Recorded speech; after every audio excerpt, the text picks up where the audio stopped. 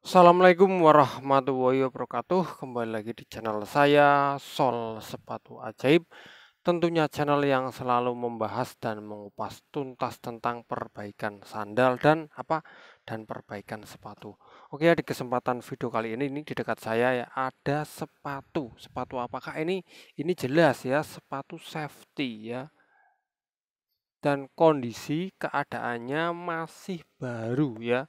Masih baru beli, belum pernah dipakai, dan ini nomornya 40 ya.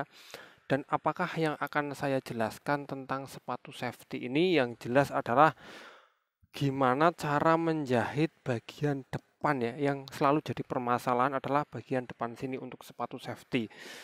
Tentunya setiap sepatu safety itu beda-beda. Satu, ada besi yang nggak bolong, dua, ada besi yang bolong ya. Ini adalah di dalam sini ada besinya dan atau pengamannya ya, di dalam sini ada pengamannya karena ini keras ya. Ini keras, nggak bisa ditekan ya karena di sini ada pengamannya ya.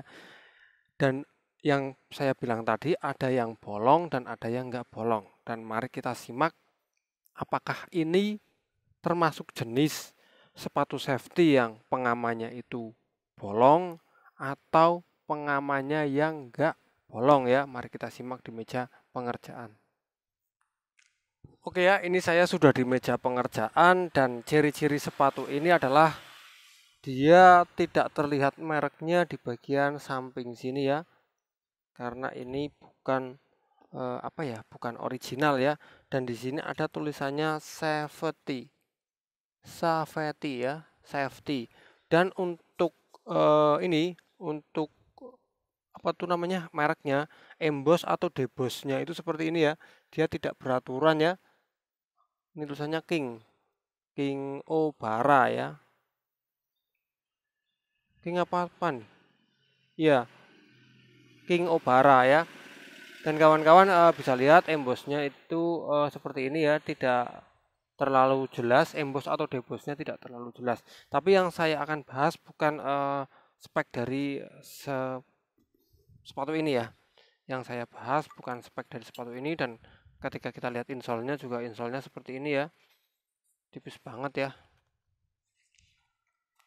Cuman yang saya bahas adalah gimana cara menjahit besi depannya ya, pengaman depannya ini. Kalau yang besi yang tidak bolong, bentuknya seperti ini ya. Ini bentuk besi ya, untuk di dalam sini ya. Untuk di dalam bagian depan ini. Biasanya bentuknya seperti ini. Ini untuk yang tidak bolong ya. Ada yang bolong biasanya bolong-bolong di sini ya. Ada bolong-bolongnya di sini. Ini memudahkan saat kita untuk dalam hal menjahit ya, yang bolong-bolong. Tapi kalau enggak bolong seperti ini akan susah ya. Susah untuk dijahit karena kita tidak mungkin mencoblos jarum kita ke besi ya. Yang ada jarum kita malah patah karena besi ini benar-benar kuat dan dia sangat tebal banget ya. Terus bagaimana kalau besinya tertutup seperti ini ya, tidak bolong-bolong? Ada tekniknya, misalkan kawan lihat saja di video-video saya yang sebelumnya. Kalau yang bolong juga sudah saya share. Dan pertanyaannya adalah, apakah sepatu ini termasuk dalam kategori kategori besi yang rapat atau yang bolong ya? Coba tebak kategorinya apa? Kalau saya pegang dan menurut pengalaman saya pribadi, kalau sepatu seperti ini itu biasanya dia tidak bolong ya. Jadi dua-duanya itu tidak masuk ya. Jadi rapat ya enggak, bolong ya enggak ya. Tapi ini rapat, tapi bukan besi. Ingat ya, ini rapat dalamnya, tapi bukan besi ya. Pengalaman saya itu ya. Ini rapat tapi bukan besi. Terus bahannya dari apa ya? Bahannya dari semacam kertas tekson ya. Kertas tekson yang paling tebal dan paling kaku ya. Biasanya bahannya seperti itu. Bang lah, kekuatan mana antara kertas tekson sama besi? Iya, kuatan besi ya. Sangat kuatan besi. Kalau kertas tekson kena roda mobil itu dia masih bisa gepeng ya. Tapi kalau ini kena mobil itu masih aman kena roda mobil. Cuman ini kalau kejatuhan bahan konstruksi atau bahan apa buat pembangunan itu masih aman ya.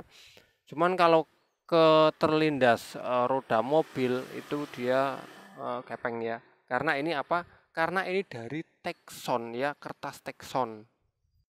Bang lah buktinya apa kok abang berani bilang kalau ini bukan dari besi? Buktinya adalah ketika kita jahit ya, kita coba jahit bareng-bareng ya. Ini sudah saya jahit dari bagian sini sampai sini ya. Ini sudah ada benangnya dan ini sudah ada benang. Pokoknya sudah ada benangnya dan kita bisa lihat ini sudah masuk di bagian pengamannya ya. Ketika besi bolong itu jaraknya akan jauh-jauh ya. Kita pakai jarak yang dekat ya untuk membuktikan ini dari sini ya. Sudah lihat dan akan saya coblos di bagian sini ya.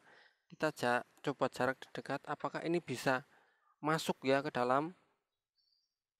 Nah, bisa masuk ya. Padahal ini di bagian pengaman. Dan kita bisa pakai jarum sol ya.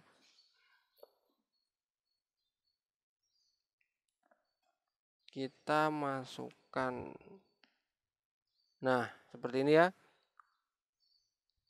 Kita masukkan. Dan kita tes terus pokoknya sampai di akhir ya. Nah, ini ya bisa tembus lagi ya. Padahal ini sudah memasuki apa?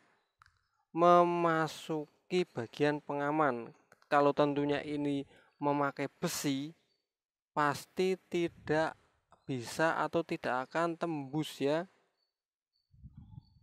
Kalau pakai besi bolong pun jaraknya nggak bisa rempet seperti ini ya. Ini saya sebut lagi. Nah, ini bisa ya. Bisa masuk lagi. Walaupun di bagian pengaman saya bisa masuk lagi dan ini bisa untuk menjadi acuan kawan-kawan tukang sol sepatu ya. Jadi sebelum menjahit sepatu safety mau teknik dari bawah, teknik cepit, cubit atau teknik apapun kita lihat dulu bentuknya atau model sepatunya ya. Jika model sepatunya seperti ini, teknik cubit, teknik bawah, teknik apapun tidak berlaku ya. Kita tidak usah menggagapi atau mencari-cari di mana besi yang bolong. Jadi kita langsung saja menjahitnya ya, tanpa perlu kita repot-repot memakai teknik-teknik yang sulit ya. Tapi ingat kita harus pakai jarum penusuk dulu agar tidak merusak nantinya. Ya, bagian depan juga bisa tembus dengan mudah ya.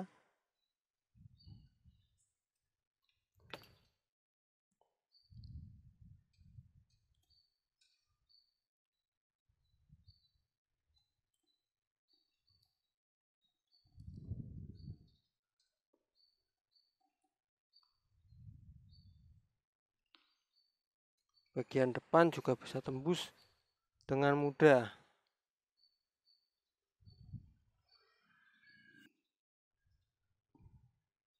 Oke ya, saya lanjut kembali.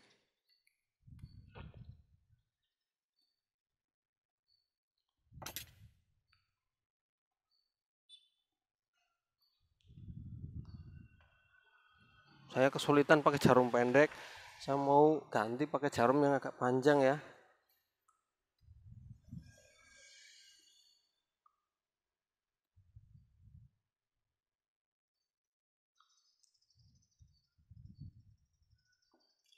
Jadi untuk menjahit bagian depan ini yang biasanya saya renggang ini bisa rempet ya. Karena ini tidak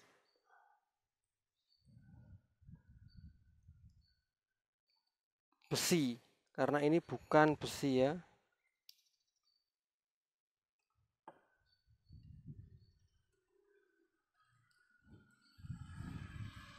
Yang penting ingat pakai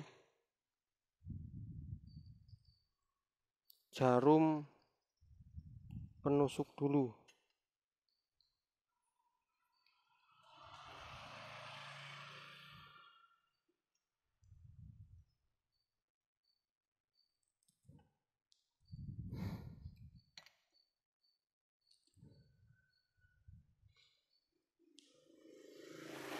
Ya, andai saja semua sepatu safety depannya tidak memakai besi, hanya memakai kertas Texon seperti ini, tentunya akan memudahkan tukang-tukang sol sepatu ya.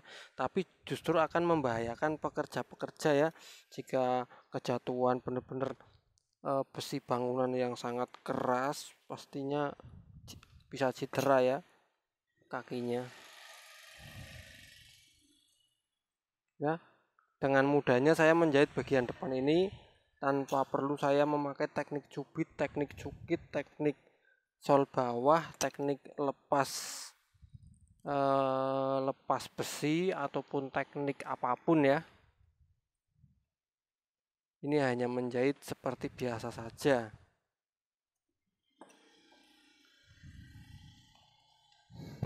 Dan semoga kawan-kawan di luar sana yang menjahit sepatu seperti ini bisa melihat dulu seperti apa sepatunya, kondisinya seperti apa. Jadi jangan langsung dijahit ya, agar nanti tidak tertipu ya. Dan ini sudah selesai ya untuk bagian depan. Ini juga sudah masuk ke bagian yang udah nggak ada besinya ya.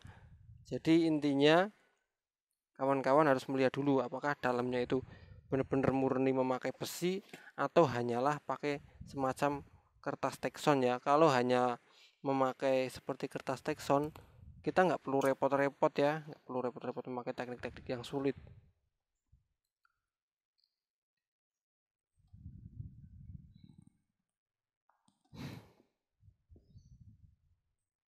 Terus gimana Bang cara mengetesnya, kok bisa dari besi apa atau enggak? Cukup mudah, kita hanya perlu memakai ini ya, jarum ini. Kita coblos aja di bagian depan atau bagian mana saja yang kawan-kawan suka. Coblos, jika kok ini bisa tembus, di mana saja bisa tembus ya. Bisa tembus berarti dalamnya itu pakai kertas Texon. Kalau kita coblos di mana saja pakai jarum penusuk atau pelubang kok nggak ada yang tembus, berarti ini pakai besi yang rapot ya. Dan jika kita mencoblos kok hanya di bagian-bagian tertentu saja yang bolong, itu berarti pakai ini ya, pakai besi tapi yang bolong ya. Jadi seperti itu cara mengetesnya. Oke kawan-kawan, jadi itulah share pengalaman saya tentang ujung depan sepatu safety ya. Tentunya di bagian pengamannya.